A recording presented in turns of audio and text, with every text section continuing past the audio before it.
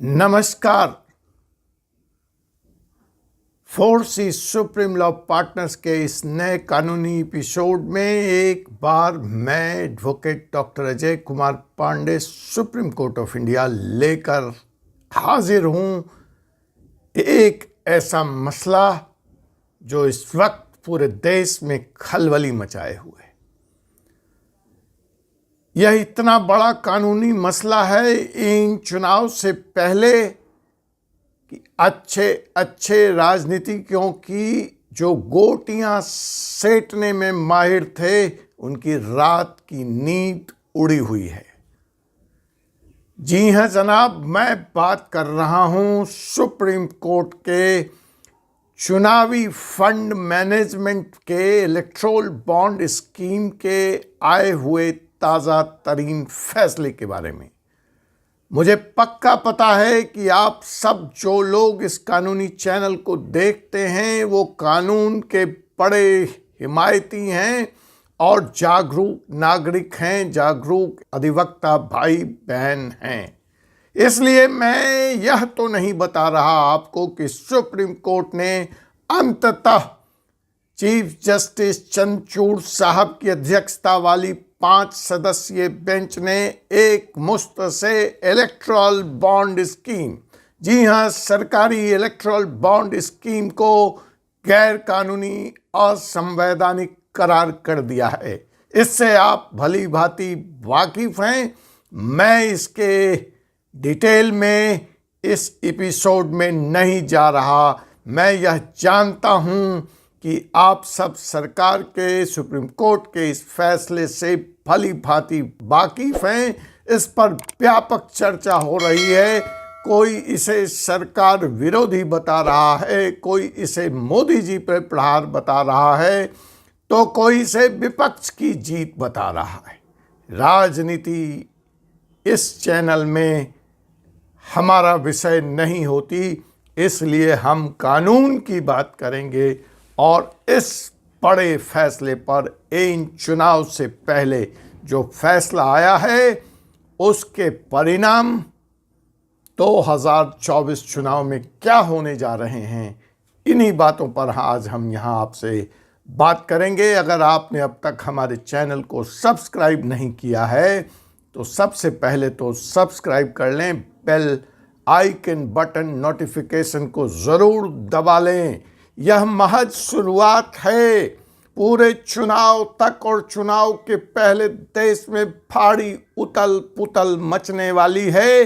यह इतना बड़ा फैसला आया है कि अच्छे राजनीतिक सातिरों का सारा अर्थमेटिक गुना भाग बिगाड़ दिया है। जी हाँ जनाब, जो इस फैसले का आपको चलते चलते थोड़ा सा ब्रीफ बता दूं कि देखिए एक स्कीम थी जहां पे जो हमारे देश की कंपनियां हैं, बड़े बड़े जो इंडस्ट्रियलिस्ट हैं, बिजनेसमैन हैं, वो सरकार को गुप्त दान दिया करते थे और उसी के सहारे राजनीतिक पार्टियां चुनाव में भाग लिया करती थी। वैसे तो जो कुल खर्च है राजनीतिक पार्टियों का चुनाव में उसका बहुत थोड़ा सा अंश है। यहाँ से सिर्फ आधे से ज़्यादा अंश इस इलेक्टोरल बॉन्ड स्कीम और इस फंडिंग स्कीम के तहत आता था। तो अब कहीं ना कहीं जो फंडिंग का यह रास्ता है उस पर सुप्रीम कोर्ट ने अविलंब फैसले के साथ ही रोक लगा दी है। सुप्रीम कोर्ट ने यहाँ तक उन बॉन्डों पे भी रोक लगा दी है जो कि जनवरी में इशू किए गए थे लेकिन राजनीतिक पार्टियों द्वारा कैश नहीं कर पाए गए हैं। तो आज जनवरी में अगर कोई बॉन्ड इशू है और अब तक राजनीतिक पार्टियों ने उसको कैश नहीं किया है तो वह भी बॉन्ड अब वो राजनीतिक पार्टियां कैश नहीं कर पाएंगी। तो जो पहला इस जजमेंट का प्रभाव है कि SBI, state bank of India, जो इस देश का अधिकृत बैंक था जिसके माध्यम से इलेक्टोरल बॉन्ड जारी हुआ करते थे, उसको तत्काल प्रभाव से ऐसे बॉन्ड को इशू करने से रोक दिया गया है। बॉन्ड साल के चुनिंदा महीनों में जारी होने का प्रावधान था।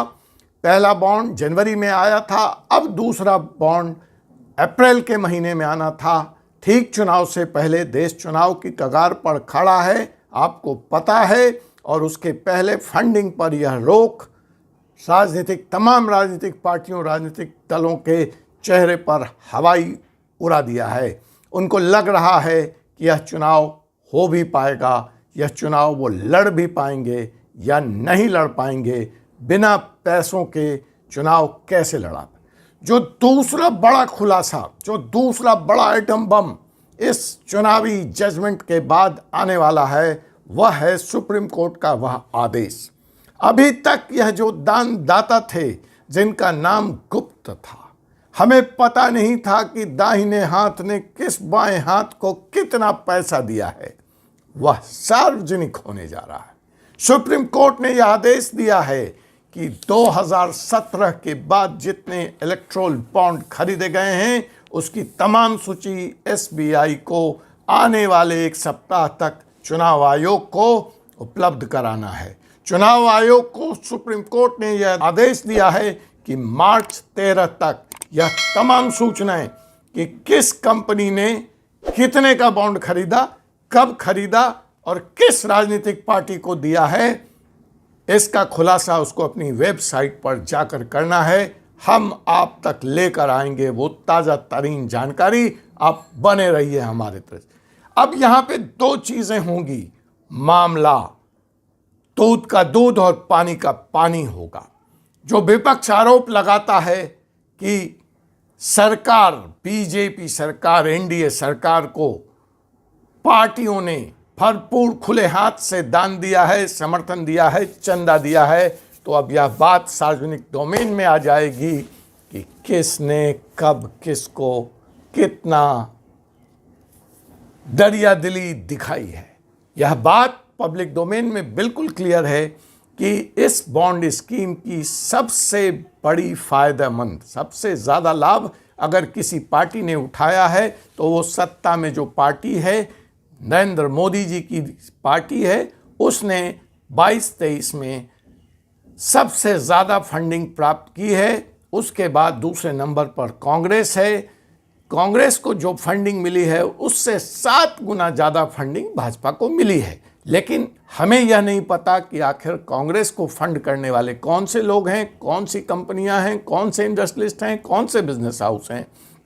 उसी तरह हमें यह भी नहीं पता कि भाजपा को समर्थन करने वाले वो कौन सी कंपनियां हैं, कौन से इंडस्ट्रियलिस्ट हैं। अब यह बातें सार्वजनिक डोमेन में आ जाएगी। राहुल गांधी जी की जो लंबी चौड़ी भारत जोड़ो यात्रा और ऐसे कार्यक्रम रहे हैं, उस पर भी कम पैसे खर्च नहीं हुए हैं, तो अब उसका भी खुलासा होगा कि राहुल गांधी जी को यह चंदा कहाँ से कौन लोग दे रहे हैं। तो यह दूसरी बड़ी शिद्दत से जो बात इस फैसले के बाद सामने आ रही है कि वह नामे सार्वजनिक करने होंगे एसबीआई को, इलेक्शन कमीशन ऑफ इंडिया को।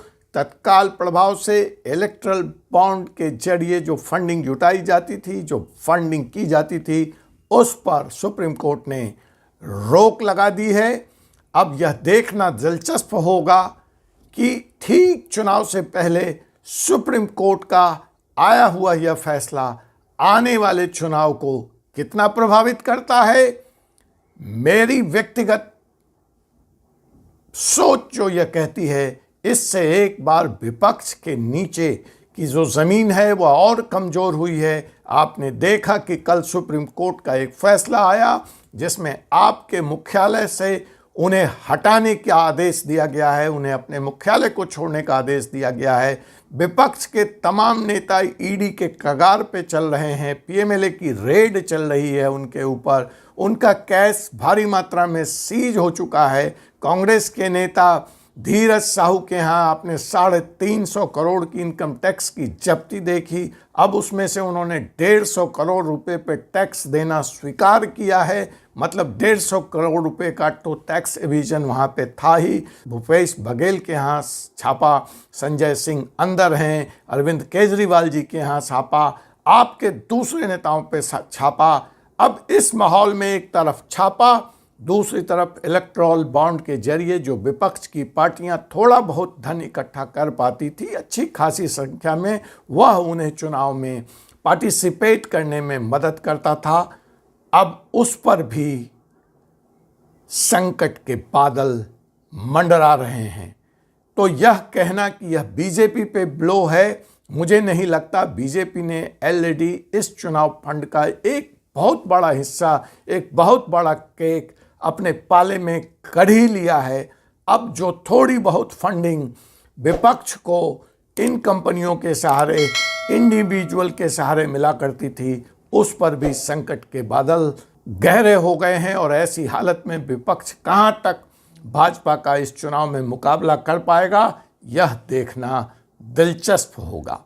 देखिए, एक बात और जो यहाँ पर सुप्रीम कोर्ट के इस फैसले में स्पष्ट हुआ है, और जो सुप्रीम कोर्ट ने कहा है कि इलेक्टोरल ट्रस्ट के द्वारा फंडिंग की जो व्यवस्था है वह जारी रहेगी। उसके तहत जो पॉलिटिकल पार्टियां हैं वो धन जुटा सकती हैं। सुप्रीम कोर्ट ने 20,000 रुपये से कम के इंडिविजुअल डोनेशंस की भी वकालत की है, और उसको चुनाव को प्रभावित करने वाला कदम नहीं माना है। तो पार्टियों के लिए इलेक्टोरल ट्रस्ट के थ्रू या इंडिविजुअल 20,000 कंट्रीब्यूशन से नीचे के थ्रू का जो प्रावधान है वह जारी रहेगा। इस फैसले के बावजूद आपको चलते चलते मैं यह भी बता दूं कि हिंदुस्तान का जो चुनाव है वो विश्व का सबसे महंगा चुनाव है।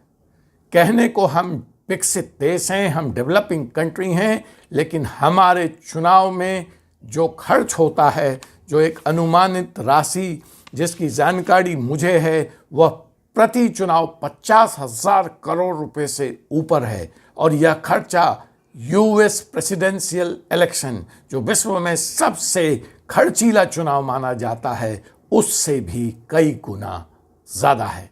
तो आप अंदाज लगा सकते हैं कि भारतीय चुनाव में पैसे और राजनीति की जो गलबहियां है उसका खात्मा शायद इलेक्टोरल बॉन्ड स्कीम पर सुप्रीम कोर्ट की जो गाजगिरी है, शायद कुछ हद तक उस पर लगाम लगे और पॉलिटिकल पार्टी और आम लोगों को बराबरी के स्तर पर चुनाव में अपने मताधिकार का प्रयोग करने का हक मिले।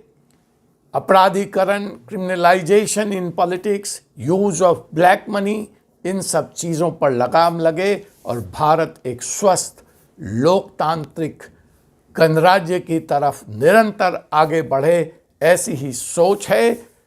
चुनाव को लेकर और भी कई सारे रिफॉर्म्स की ज़रूरत हैं। सुप्रीम कोर्ट में इससे मुतल्लिक और भी कई मुकदमे पेंडिंग है। देखना होगा सुप्रीम कोर्ट का उस पर क्या फैसला आता है।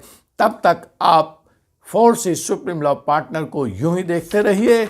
आपसे पुनः मुलाकात होगी अगले एपिसोड में एक ऐसे ही कानूनी विषय के साथ। तब तक मुझे advocate doctor Ajay Kumar Pandey, supreme court of India को अनुमति दीजिए। चलते चलते एक सवाल मैं आपके लिए छोड़े जा रहा हूं, पूरे देश के लिए छोड़े जा रहा हूं, राजनीतिक बिरादरी के लिए छोड़े जा रहा हूं, अधिवक्ता भाइयों के लिए छोड़े जा रहा हूं। इस फैसले पर मुझे याद आती है 4 पंक्तियां, बेईमानी अब आंखों का पानी चुराने लगी है। जी हाँ जनाब, बेईमानी अब आंखों का पानी चुराने लगी है। नामर्दी इंसानों की जवानी चुराने लगी है। बेईमानी अब आंखों का पानी चुराने लगी है। नामर्दी इंसानों की जवानी चुराने लगी है। हिंद वालों तुम बैठकर सोचना कभी, हिंद वालों तुम बैठकर सोचना कभी, कभी बर्मा से कंधार तक हुकूमत तुम्हारी थी, कभी बर्मा से कंधार तक हुकूमत तुम्हारी थी। आज तिनकों में ही क्यों लड़खड़ाने लगी है, आज तिनकों में ही यह लोकतंत्र क्यों लड़खड़ाने लगी है। जय हिंद, जय भारत।